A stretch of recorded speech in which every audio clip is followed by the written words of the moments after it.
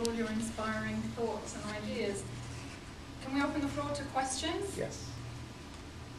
Anyone would like to question someone about their project or about their ideas or their possible involvement? I would like to ask about helping orphans. If you are sponsoring one kid, so you have to be, how to say, you have to do it in the long term. You cannot just think, okay, this year I'm doing well, I'm just helping, and next year, halas, nothing. So it's not possible. So how do you build this relationship that it continues until, let's say, so at the point of university, and somehow you will find this university or any other school to educate the profession, not everyone need to be professors or academic people, but how do you... It's a very simple process. We created a software which give you the opportunity to sponsor a child or an orphan for 1 year. 30 days before the expiration of this sponsorship, we'll send you an email asking you to re-sponsor him again for the 2nd year. In case you have a change of your status, you cannot afford to sponsor him a 2nd year, we'll give you 15 days. With that 15 days, you don't respond to our emails, then this child will go to the queue of other children needs to be sponsored. So other sponsor can go and sponsor him for the year after, and the year after, and the year after. But if you have a good way to keep the same children, so you can keep them from the childhood until they get to college, until you find them a job. So you consider him like your child. You don't consider him like, only 1 year sponsor. This is very important. Another thing is, for the child, whenever he's communicating with you during that year, you will have emotion for that child. So you will not have a heart to leave that child and say, okay, you know what, now I'm not going to sponsor him. Because I'm positive to sponsor a child, I mean, for wealthy people, for business people, it's like one-night invitation for a restaurant, which is nothing. So in my opinion, once you sponsor one child, you're going to be hooked on that child until you raise him, until you give him a future. And that's very, very simple. But we have always exit strategy for you, so, which is 1 year. Thank you. May I say something about, I forgot to mention that how do we in my association help those kids. So we do cooperation with the Hope Society Village, which is an organization which was established 1929 in Cairo by the British and by the Egyptians. And they have 20 some schools and shelters for the kids, and most of those places they have orphanages where they live really and get education and get fed. But we are helping in the daycare shelters where the kids come, they can clean, they can pray, they can get clean clothes, they can get bath on their back, they can get something which kids need, every kid need. And then we provide food, and then they will go. They are not, all of them are not without parents, but most of them are from very bad situation where they cannot be in their home, but they are rather stay outside from their home. And some of them are really totally without parents, and because of the circumstances, their life is not going well. So we want to drag them out from there, give them hope, tell them that they are worth of something and they can do something for themselves. They can be responsible of themselves and they are appreciated. So this is what we do, and we are not giving money straight, but we collect clothes, we give teacher to the school, we give something which we know that it goes there. The Finnish society decided not to send money to this Hope Village society because they want to make sure that it really goes. So we are sending volunteers to help with the kids, which are not professionals, but they are maybe studying or want to take a break from their work, and they are in the day shelter, and and they just play with the kids. We organize workshop. We'll teach them how to make. We are making accessories for the women, like the women are making. They sell and they get small part of it. So they learn the concept of working, not begging. Huh? And this is also very difficult to get them to come, because it's easy also to be on the street. Yes. It's easy to them to earn a bit more money there, but just to educate that you can take care of it. And we had lots of babies there who are born without father. So we help them to get papers to their kids so that they are recognized in their society and they can get their life. And things like that is like concrete things, not just giving money, but really to do something, to send people there or to do something. And that's very important. And also the awareness about that there is millions, more than officially informed in Egypt, there is street children. Because the definition of the street children is not clear for everyone. Because people even who have a father and mother can be street children because they are kind of like abandoned, they are without care. No one cares about them. And things like that. I just wanted to, because maybe I didn't point it out what we are actually doing. And last project I did personally, and lots of people want to help if you give them chance to help. But they cannot maybe be a part of association or something, but they just simply want to give. So I collected children's clothes and I sent it to Cairo. And for those sort of projects, really you need the volunteers, you need good connection to the logistics and so on. Thank you. Yeah. Can I answer that one? We're building a system inside it. It's called the Granny Cloud. I don't know if you've heard of it. What happens is that there are a lot of older people in the world who have a lot of spare time around the world. Japan has a lot of people, and there are a lot of older people in old homes who are bored, actually. So what we're doing is we're tapping into that force of grannies and grandfathers, and then we're making them available to these children around the world who can mentor each other. So the person who is older can actually tap into and talk to the older guy and take his experience. And similarly, the child can actually get mentored, because everything starts here. So if you're sick here, then you're not going to physically get sick, well, no matter how much you try. So the Granny Clouds concept is to empower, your grandparents in our society, for example.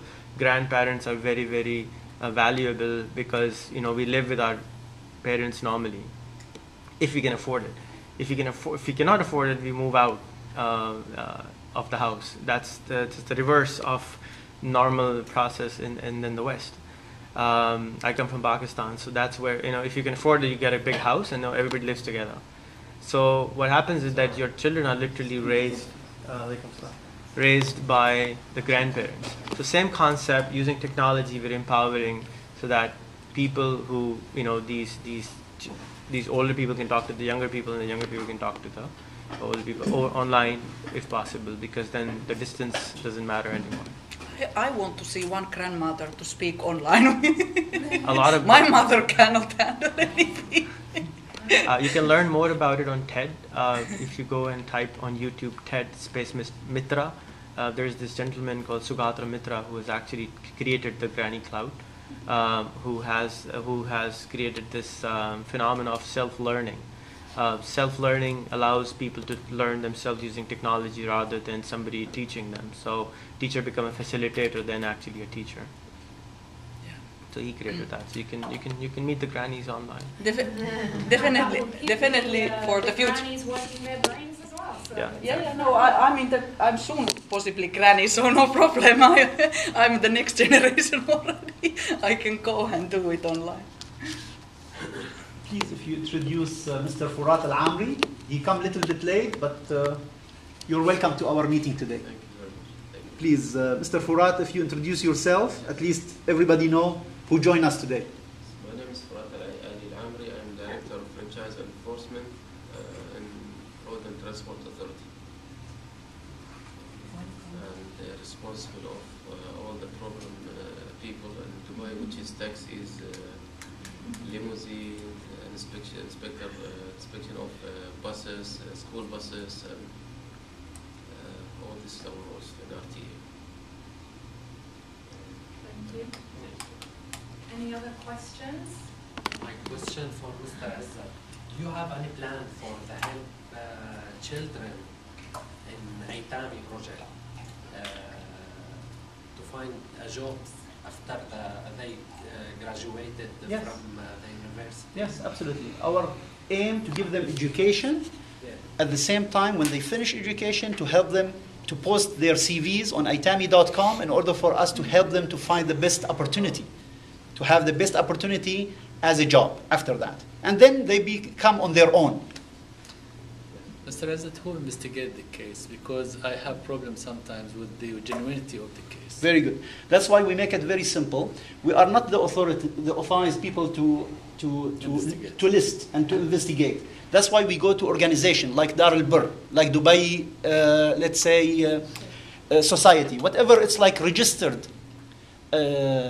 organization by the government of Dubai. We go to them and say, okay, how many orphans you have? We have like 400, 500, 5,000. How many of them sponsored? They say, okay, we have like half sponsored. Okay, the remaining half, give us those applications. We will put them online. We will promote them to be sponsored. And in this case, they are all qualified by the committee of that organization. And the same applied to Egypt, Syria. Everywhere. We don't deal with government recognized organization. Government recognized organization, and at the same time, we have also to qualify it. We want to make sure, like, who we are giving our, support to. So if we know, like, Dar al-Bir is one of the good organization which is here for like 20 years, so there is no question mark about that. So we list all their orphans on our portal. Thank you. I have a question to, Mr. Sankari. Go on. Dr. Zakari, you have currently some active project. You said that you have supported cancer patient in Syria collecting this expensive machine. So do you have currently some project ongoing where you are trying to enhance some? Yes, we have through the cancer committee. Okay. Yeah. Here in Dubai you are doing something to help? Only in Syria. Okay. Only in Syria. So how Dubai, now you are here to possibly look for the platform, how we Dubai people want to help Syrian children or adult or elderly people, or Actually, because I'm really also very interested, but how I want to know how we can help here in Dubai to give back to your association or society. This is our first meeting, and I wasn't even think about what we are talking about today. Unfortunately. So in the next meeting, then we'll be ready also to put certain kind of plan, and then we will discuss these details, especially with the special circumstance of Syria. Syria now, the children are bleeding during the problems which we have, the revolution. So they are more in need than any time before. So we'll have plan, and then I'll make everything ready in the next meeting, hopefully. Sure. I have a similar question. Is the focus for this project at the present time locally or internationally or both? This is one question. The other question is who are carrying out all the process of these projects? Do you depend on volunteers, employees, or who is doing this? Can I answer your question? We start from Dubai because Dubai is an international city. The secret of success of Dubai, because it is a big heart, loves everybody. And that's the secret of success. If you want to be successful in your life, learn from Dubai. Love people, open your heart, and give. And that's the whole concept. So this project, which we initiate today, it is international. It's not only limited to a certain area, but it is from Dubai to the whole world, spreading the word that this is How is Dubai? We are learning from Dubai, inspiring all the people to participate and give. The volunteers, each person responsible to run his own project. I am handling the itami.com. You can help me, but it's my duty to manage that portal. His project, he's handling that project. You help him, but that's his duty. Dr. Sankari, we can help him, but this is his project. So he's handling that. We would love to have volunteers with us. Why? Because one hand does not clap. We need your help and your support to make our project successful and to inspire other business people to become active in the society, not only taking. How many successful business people in Dubai? They came to Dubai with nothing, and now they are making a lot of money. They took a lot from Dubai, and they, in my opinion, they have a duty to give back. Not only to Dubai, to the whole world. Because Dubai has the concept of one umbrella, the whole world under that umbrella. That's the reason why. Can I ask? Sorry. Can I just add Sure. to that? Yeah. I just wanted to say about this meeting, this forum on an ongoing basis. As I already mentioned, it's a monthly meeting, the last Saturday of every month. And the format will be that every month we will have a guest speaker that will talk about a topic that we feel is useful to all of us, to our project. And then individually we would like to hear progress from the members on their project. And for example, the visitors, they may then have their own ideas for a project they would like to implement. And so we will like to hear about that and see how we can help each other. By understanding what each one of us is doing, we can support. So for example, I know about this area of business, somebody else knows about another area. We can all help to clap, basically. So that is the objective of this forum. Thank you. I'd like to ask Mr. Rehan, we're all here in business. I'm sure that we can help you by putting your project together or assisting with your project, but what exactly do you need? I'm more than happy to give time, effort, knowledge, whatever it is that you need, but what specifically are you looking for? Right now, we are looking for people who can actually help. That's one of the problems.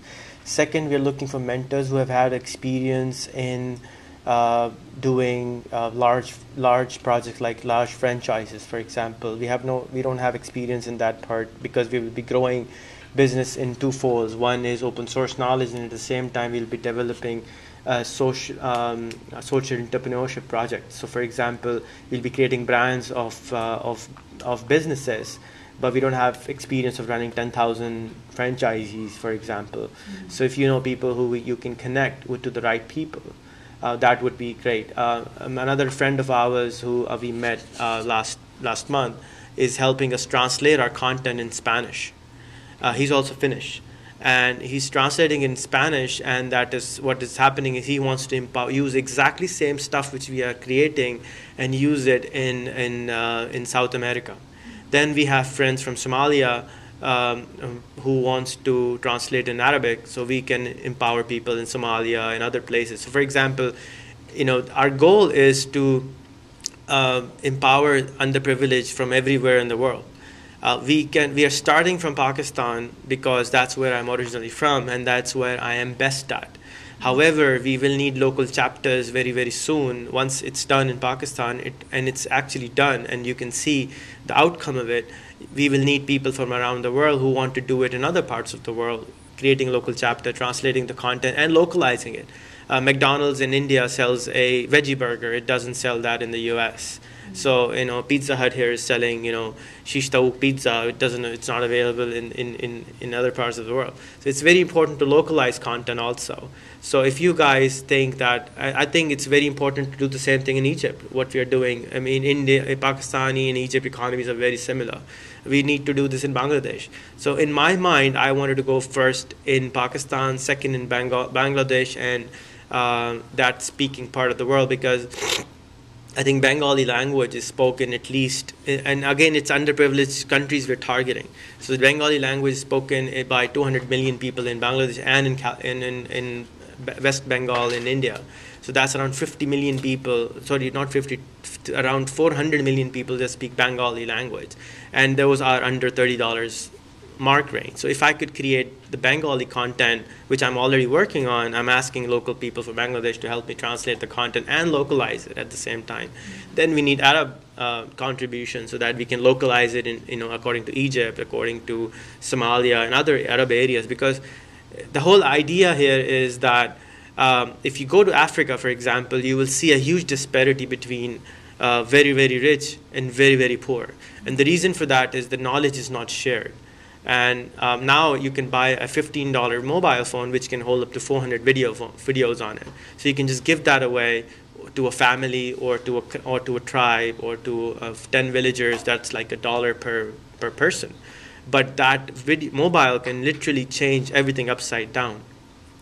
A huge thing which has happened because of this this project which I'm doing, it opened my own head up that I can literally do anything, which is humongous, because the scalability which I'm working on is large.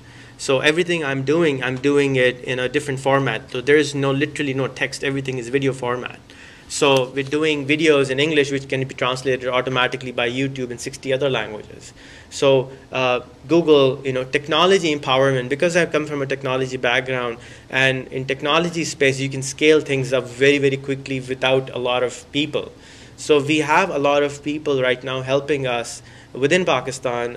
What I started to do, I went ahead and started speaking in universities. So I literally go almost every single day in Pakistan for the last 2 months and speak to university students, 200 to 400 students at a time, almost every day. And that content is recorded like this and goes on my website so other people can actually listen also. And out of those kids, I try to get volunteers. And those volunteers don't have to come to me. All I ask them is, go and do this stuff, and I can use social media to empower them. I can just make a group on one project. They just go out and do the stuff for me, put it on YouTube, send it over to our collaborators, and then it's getting done very quickly. The same stuff can be done in South America and in Africa. I'm not very, very excellent. I've never been to Egypt, so I really don't understand the local mechanics of Egypt. So the best thing you can do right now is to connect with the right people. Have a look overall, mentor us if you think we're doing something wrong. I've never done this. Nobody has ever done 1 million businesses before as one human being. So it's a very crazy phenomena, and I think it can be done the way we're doing it.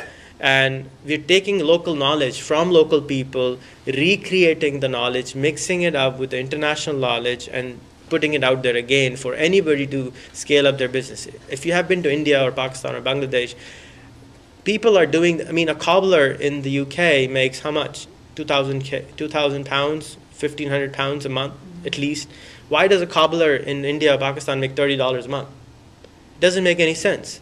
He's probably doing something else. I understand that the economy of scale is different, but still he can make at least $200, $300 a month if he just does things differently. For example, we're taking cafes, coffee shops, and transforming them with uniforms, with menu cards, with different items they were not thinking of it because they've not traveled outside. They can't really see what we can see as business people. That's how can they scale their business up? And scalability is the key to everything. And the prices go down. We've seen China, we've seen Walmart do crazy stuff with the scalability. So scalability is the key, in my opinion, of doing everything we're doing and empowering people with knowledge. And now with Android phone is now available for $50. You can just speak on the phone. The person who's never been to school can speak in any language, can start watching content. And I don't know if you know, but 700 million people in India alone cannot write their own name in any language. So they don't know how to read. So even if there are books which exist how to do business, they can't read it. So the video part is very important because now we're converting all the content in video format, which they can see it and hear it. They don't know how to read it, but they can see the video, and the video teaches them very, very quickly. Similar thing, I don't know if you've heard of Khan Academy. Khan Academy is run by one guy who has taught 350 million people in the last 3 years. Now, one guy teaching 350 million people is a huge number of people. If he can do it, so that inspired, we started doing Khan Academy in our local language. And last week only I started my own school online taking the whole curriculum system and digitizing it and videoing it, everything. So every poem would be available in a video format like a cartoon rather than just reading it all through it. So anybody can just go on one of our website, rehanschool.com, for example, and just go to class 1, maths, start learning maths instantly from their home. And now internet availability is very, very, very, very cheap in Pakistan. Again, it's $2 a month unlimited DSL in your home, or $2 a month for unlimited broadband at your home on your mobile. So that allows us to send the content to the mobile phone, to the homes very quickly. And those who can't afford to buy a phone or a computer, they can pay 3 cents an hour to go to the nearest internet cafe and just, again, they will go through the same content. Even if they don't know how to read and write, they know how to use a mouse. I mean, they can learn how to use the mouse and just start somewhere. Again, I would recommend Mr. Mitra's videos on TED, how he implanted computers in slums areas of India, and people started sending emails from there after 6 months. Those people who have never been to school in their life, they just started sending emails. They self-learned themselves.